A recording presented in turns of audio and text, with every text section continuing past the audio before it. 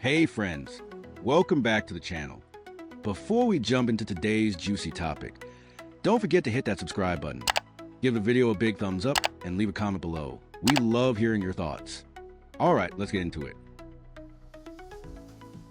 Have you ever caught yourself trying to do two things at once, like texting your friend while watching a movie, or thinking about what to eat while writing an email, and wondered, wait, am I actually thinking about both of these things at the same time? Well, that's what we're diving into today. So, let's clear something up right away. The brain is a pretty incredible organ. It's estimated to have around 86 billion neurons, all firing off electrical signals that help us think, feel, move, and experience the world. But even with all that power, can it really handle two thoughts at once? You might be surprised to hear this, but the answer is mostly no.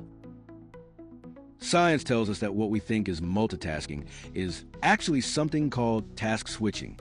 It's like when you're flipping between two TV channels super quickly. It may feel like you're watching both, but you're really just switching back and forth.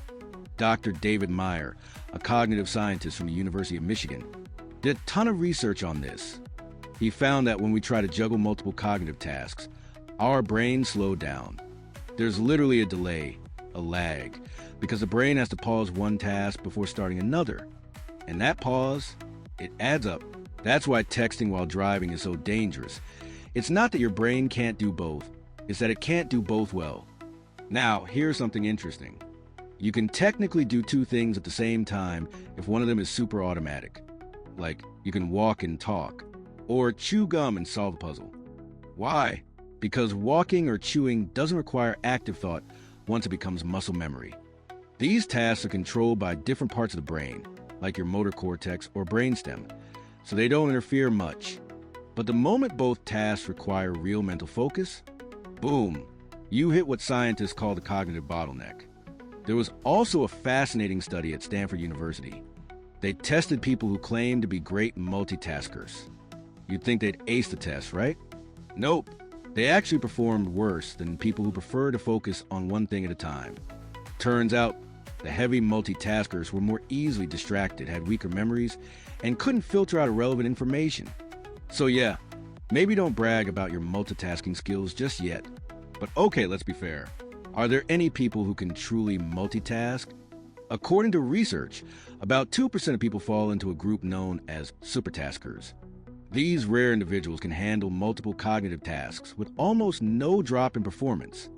It's like having a cheat code for life. But unless you're one of those 2%, it's probably better to just take things one at a time. Here's a cool analogy. Imagine your brain is like a computer. If you got too many tabs open, email, music, 10 YouTube videos, that random cat meme, it slows down. Close a few tabs, focus on one window, and boom, everything runs smoother. So what's the takeaway here? While it's tempting to try and do everything at once, especially in a world full of notifications, distractions, and productivity hacks, our brains weren't designed that way. The science says, focus on one thing, do it well, and then move on to the next. Trust me, you'll actually get more done, and you'll feel less stressed while doing it.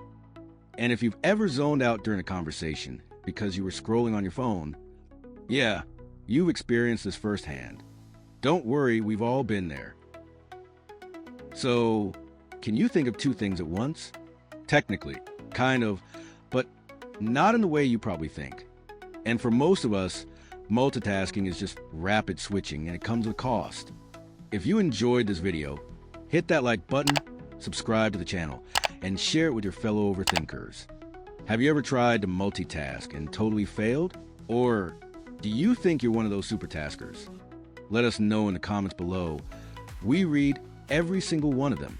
Thanks for watching, and as always, stay curious and stay focused. See you in the next one.